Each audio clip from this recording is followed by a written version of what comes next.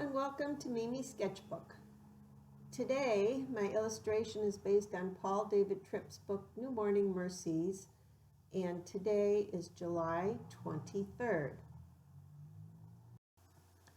I got my love of blue and white china from my mother, who enjoyed collecting it. Actually, she had two great big shelves in our family home, and they needed to be filled with something. So she started collecting this blue and white china, and it ended up to be a beautiful display and collection.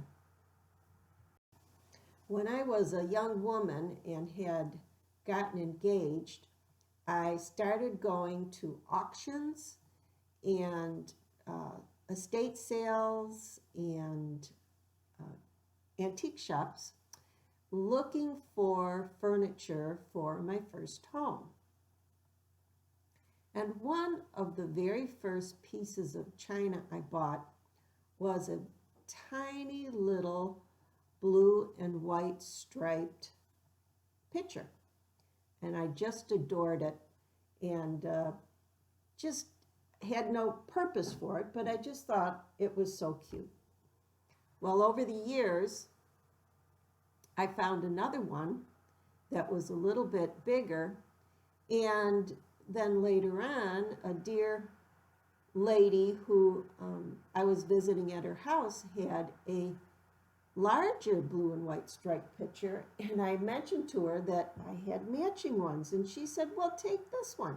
And she gave me the beautiful large picture that's actually, the largest one actually holds a quart of liquid. So it's nice and large, and the smallest one just holds a half a cup. And I have the three of these displayed in my china cabinet in my dining room. And even after all these years, I still enjoy looking at this little collection of blue and white striped pictures. Today in his devotions, Paul Tripp talks about how God will call you to do what you don't think you can do, but he will provide everything you need to do it. And he gave a lot of examples of things that seemed impossible, but that happened in the Bible. And he mentions the verse in 2 Peter 1:3 that says, his divine power has given us everything we need for life and godliness through our knowledge of him who called us by his own glory and goodness. And as I was thinking about that verse and this message, I glanced up at these three little pictures. And I thought about the three different sizes. And it made me think about portion and how God gives just enough portion of himself to us for the job that he gives us to do. So after I decided that this is what I was going to paint today, I realized I don't even know the name of this china. So I turned one of the pictures over and found the mark on the bottom and looked it up. So it was made by the T.G. Green and Company in South Derbyshire, England. And it was first made in 1920, and it was called Cornish kitchenware, or later on it was just called Cornish blue. And the pictures were actually called dreadnought jugs.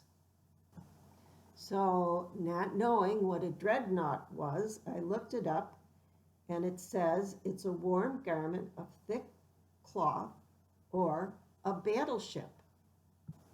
And a little further down it says, did you know?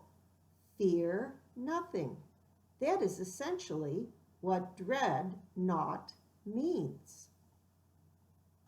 And that dreadnoughts was the name of a big, heavy, waterproof coat that would protect seamen from the harsh elements when they were out at sea. Now, I never did find out why these little jugs are called dreadnoughts. But I thought, well, maybe because the bottom is wider than the top, they wouldn't tip over and be a good choice on a ship. I don't know. I'll have to keep looking. But I love the idea that they are called dreadnoughts, which means fear nothing. And the next time that the Lord gives me a challenge that I think might be too much for me, that I can fear not, because the portion that he gives me of himself will be just right to do the job. So thank you for joining me at Mimi's Sketchbook today. I hope this lesson was an encouragement for you. I know it sure was for me, and a nice surprise to find out that I have had 3 Cornish blue dreadnought jugs sitting on my shelf all these years. So thanks, and God bless.